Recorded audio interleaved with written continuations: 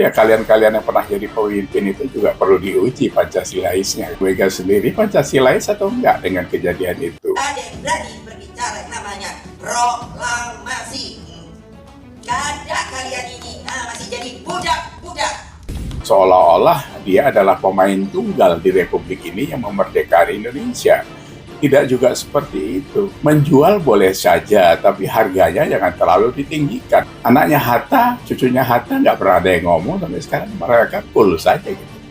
Yang bengak-bengok itu kan cuma Bu Mega saja. Cuma dia yang menjadi wanita terkuat dan presiden satu-satunya. Ibu jangan terlalu pede lah.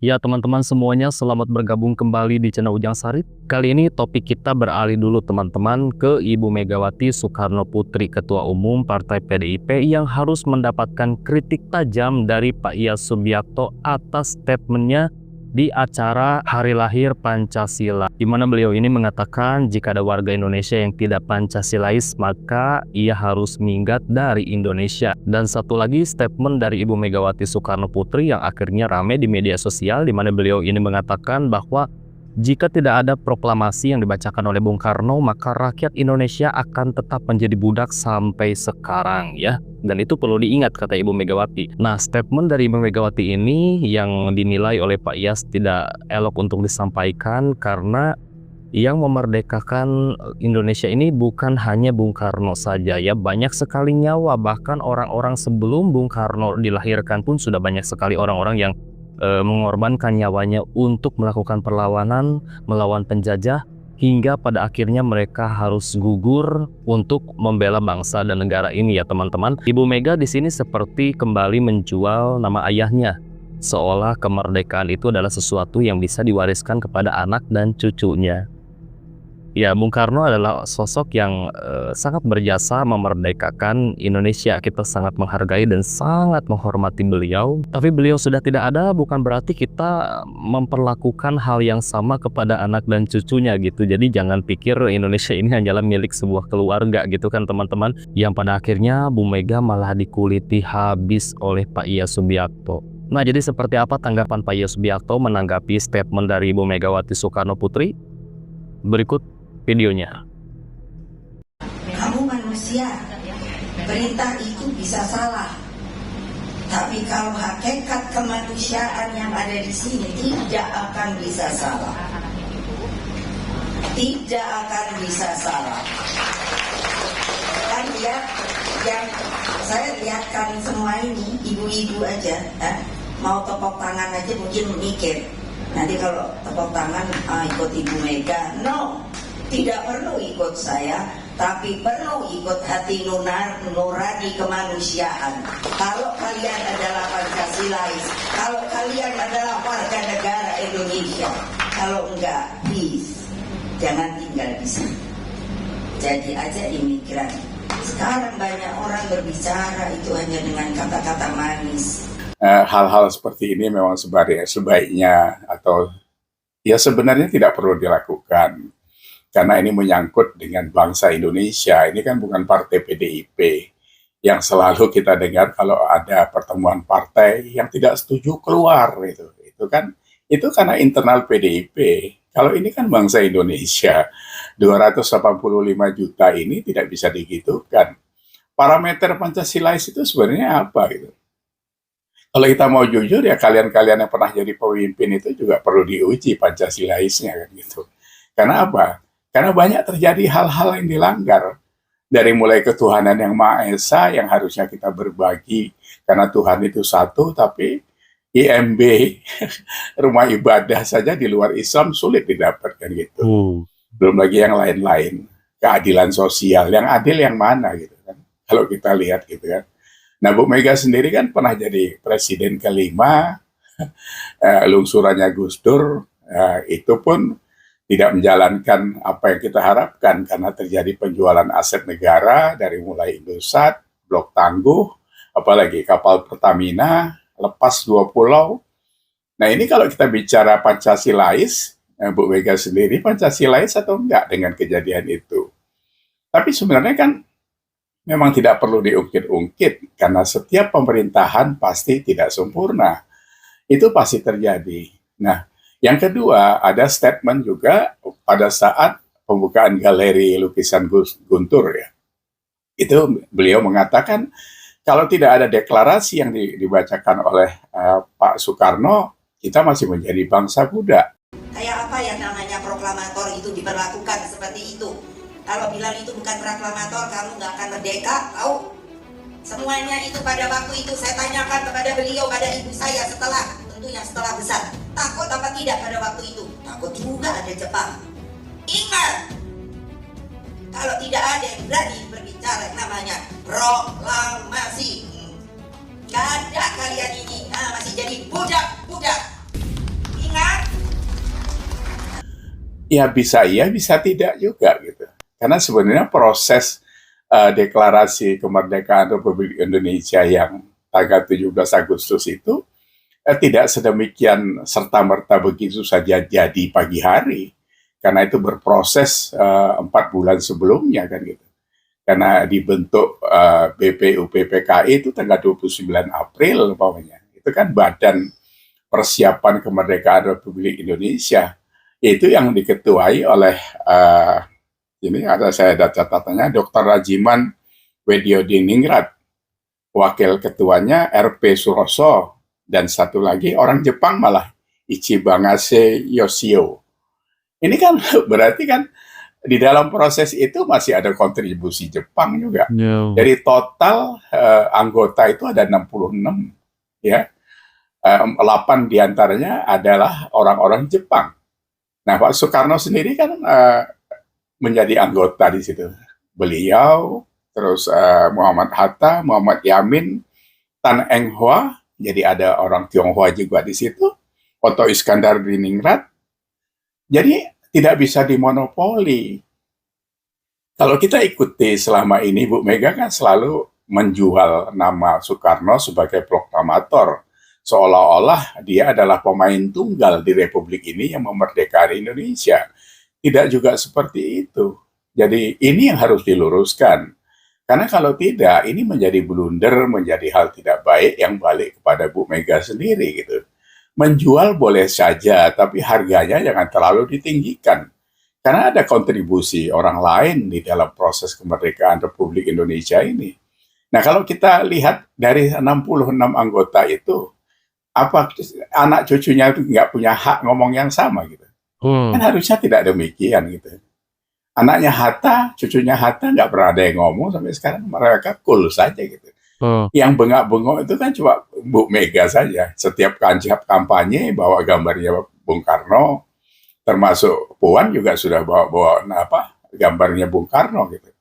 Jadi jualan itu boleh-boleh saja, tapi nggak usah terlalu high profile, terus high price kayak gitu. Nanti akan tidak baik, pasti tidak baik, karena negara ini dimerdekakan oleh ribuan nyawa pahlawan, ratusan orang-orang yang dalam persiapan itu. Yang lebih menarik lagi adalah pada tanggal 15 Agustus itu terjadi penculikan. Soekarno dan Hatta dibawa ke Rengas Dengklok oleh siapa itu? Hairul Saleh, Soekarni, dan Wikana. Ini orang-orang yang menekan Soekarno agar cepat mendeklarasikan. Nah, kalau orang-orang ini kemarin tidak berperan, apa kita bisa katakan bahwa Indonesia juga belum merdeka gitu?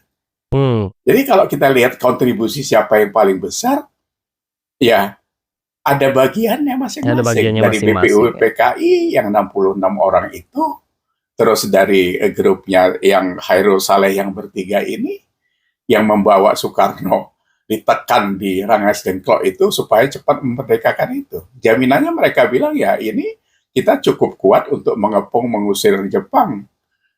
Kalau ini tidak terjadi, bisa terjadi pembunuhan besar-besaran. Gitu. Nah, itu tadi kan. Jadi kalau itu tidak terjadi, apakah Soekarno juga bisa mendeklarasikan pada tanggal 17 Desember 17 Agustus itu?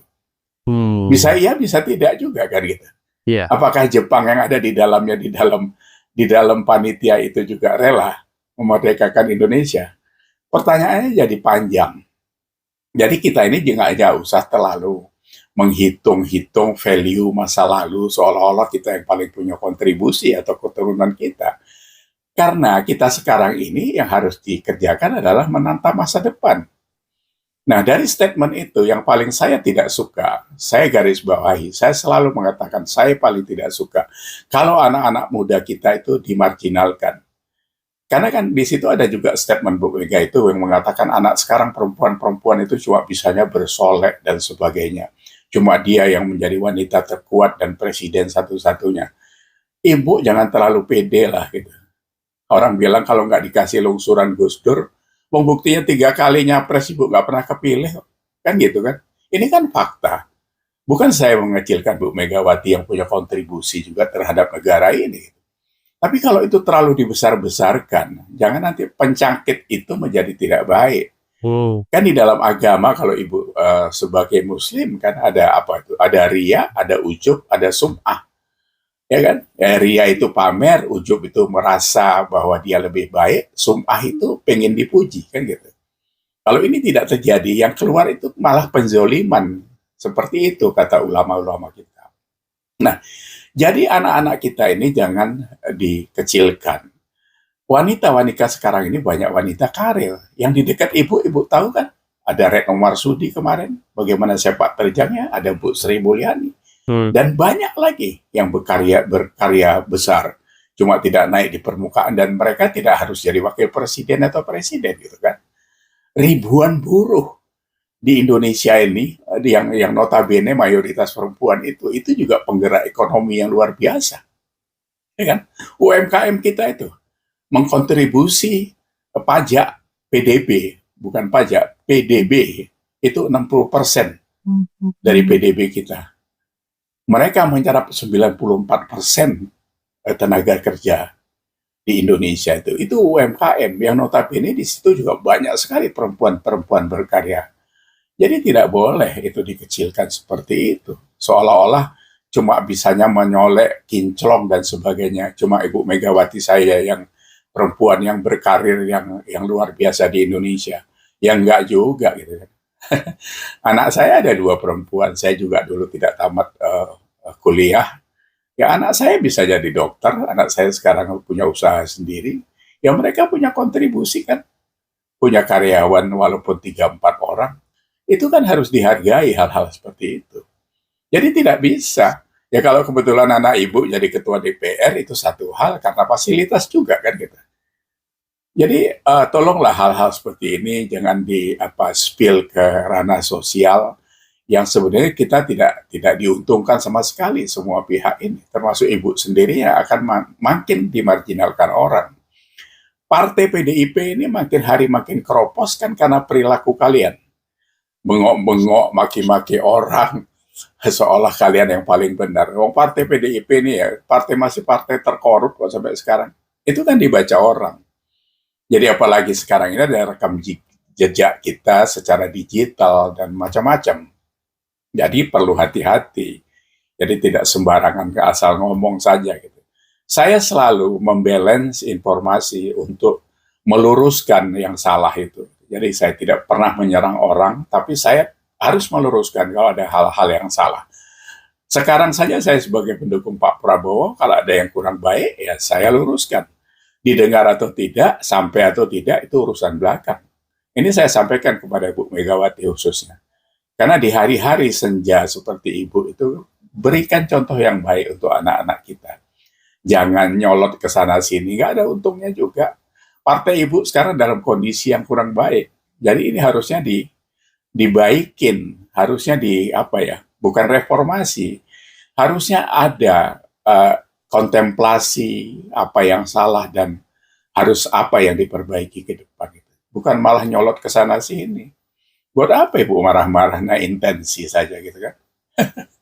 Kita udah tua-tua ini fine-fine saja, main-main sama cucu.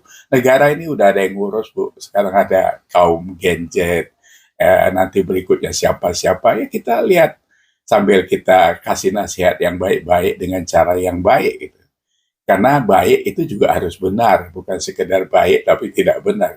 Ya, saya pikir begitu saja. Terima kasih. Semoga kita semuanya dalam keadaan sehat-sehat dalam lindungan Tuhan untuk Indonesia yang lebih sehat.